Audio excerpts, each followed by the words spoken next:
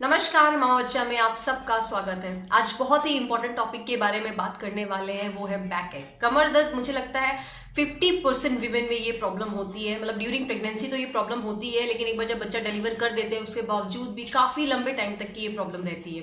तो इस वीडियो में हम बेसिकली बात करने वाले हैं कमर दर्द क्यों होता है और कुछ होम रेमेडीज़ के बारे में हम बात करेंगे, जिनको कि अगर आप फॉलो करेंगे तो काफ़ी हद तक कि आपका जो कमर दर्द है वो सही हो जाएगा। साथ में हम बात करेंगे कि किस केस में आपका कमर दर्द नॉर्मल नहीं है, आपको डॉक्टर से कंसल्ट करना चाहिए।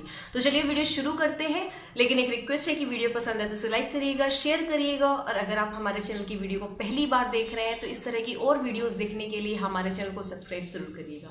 तो चलिए वीडियो शुरू करते हैं। ओके, सो होम रेमेडीज देखने के पहले हमें ये जानना जरूरी है कि ये कमर दर्द है क्यों हो रहा है, क्योंकि हर एक की बॉडी डिफरेंट होती है। तो रीजन जानना जरूरी है, उस वजह से ही आप होम रेमेडीज जो है वो अप्लाई कर सकते हो। तो पहला जो सबसे बड़ा रीजन होता है कमर दर्द का, वो ये होता है हार्मोनल चेंजेस। होता क्या है, ड्यूरिंग प्रेगनेंसी हमारी बॉडी में हार्मोन्स का इतना ज्यादा उतार चढ़ाव होता है कि मतलब बेबी को बाहर निकालने के लिए कुछ ऐसे हार्मोन्स हमारी बॉडी डेवलप करती है कि जो जॉइंट्स को लूज कर देते हैं, लिगामेंट्स को लूज कर देते हैं। इन लूज लिगामेंट्स की वजह से ही हमारा जो कमर दर्द है वो स्टार्ट होता है। आपने देखा होगा जो थर्ड ट्राइमेस्टर हमारा होता है, मतलब 8वां-9वें महीने से बहुत ज़्यादा बैक स्टार्ट हो जाता है। जो हिप बोन है वहाँ बहुत ज़्यादा प्रॉब्लम होती है, उठने बैठने में प्रॉब्लम होती है। तो उसका रीज़न यही होता है कि हमारी बॉडी में इतने ज़्यादा हार्मोनल चेंजेस होते हैं, तो वो प्रॉब्लम स्वाभाविक है। अब कुछ टाइम चाहिए होता है हमारी बॉडी को आफ्टर डिलीवरी की वापस से जो हार्मोन्स हैं वो वापस से नॉर्मल स्टेट पे आ सके। हमारी बॉडी को सेटल डाउन होने के लिए थोड़ा सा टाइम चाहिए होता है, जिसकी वजह से ये कमर दर्द स्वाभाविक है कुछ टाइम पीरियड तक की। दूसरा रीजन जो कि होता क्या है कि हम पहली बार माँ बनते हैं, हमें उस समय इतना आइडिया नहीं होता कि बच्चे को फीड कैसे कराना है। तो कई बार क्या होता है, हम गलत तरीके से बैठकर फीड कराते हैं। मतलब हमें ये नहीं पता होता कि बच्चे को कैसे लेना है, किस तरह से फीड कराना है। तो उसकी वजह से क्या होता है, हमारा पूरा ये बैक एक नेक के पास भी पेन होने लगता है। तो एक ये रीजन होता है। तीसरा रीजन क्या होता है कि ड्यूरिंग प्रेगनेंसी हमारी बॉडी ने एकदम से अचानक इतना ज़्यादा वेट गेन कर लिया है, साथ में यूट्रस इतना ज़्यादा एक्सपेंड हो गया है। अब हमारी बॉडी बच्चे का भार भी सह रही है, जिसकी वजह से जो लोअर बैक है वहाँ पर भी पेन होता है, जो कि स्वाभाविक है और वो कुछ टाइम पीरियड बाद ही सही होगा। कई बार क्या होता है, जो स्पेशली नॉर्मल डिलीवरी में क्या होता है, या कई बार सिजेरियन भी होता है, लेकिन जो प्रोसेस होता है जब कॉन्ट्रैक्शन आते हैं हमें तो प्रेशर लगता है, माँ भी अपनी तरफ से प्रेशर लगाती है। तो ये सारा प्रेशर कहाँ, लोअर बैक पे आता है, जिसकी वजह से ये कमर दर्द आफ्टर डिलीवरी भी कंटिन्यू रहता है। अब बात करते हैं कब तक रहता है ये कमर दर्द। तो क्या होता है कि 6 महीने तक तो रहता है, बट कुछ विमेन में 12 महीने तक भी रहता है।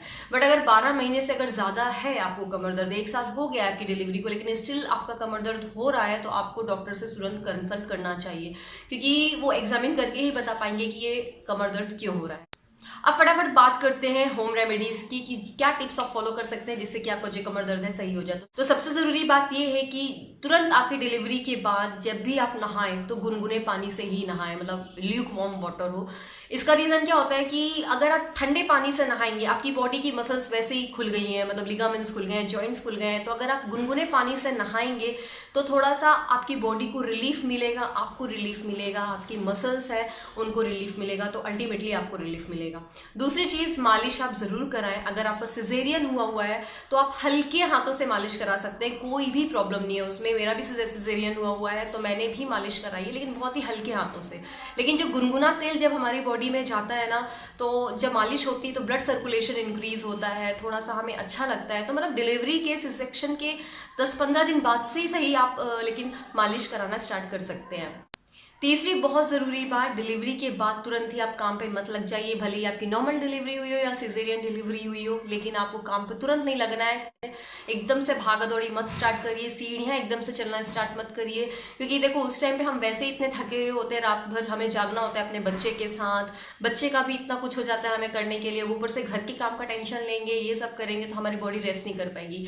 ऐसा कोई ज़रूरी नहीं कि आप फिजिकल रेस्ट ले रहे हो, लेकिन अगर मेंटली अगर आप इतना ज़्यादा प्रेशर लोगे, ये काम डला है वो काम डला है, तो उस टाइम पे भी आपकी बॉडी सही नहीं रह पाएगी। चौथी चीज, आप जब भी बच्चे को ब्रेस्ट फीड कराएं तो प्रॉपर पोस्चर मेंटेन करिए।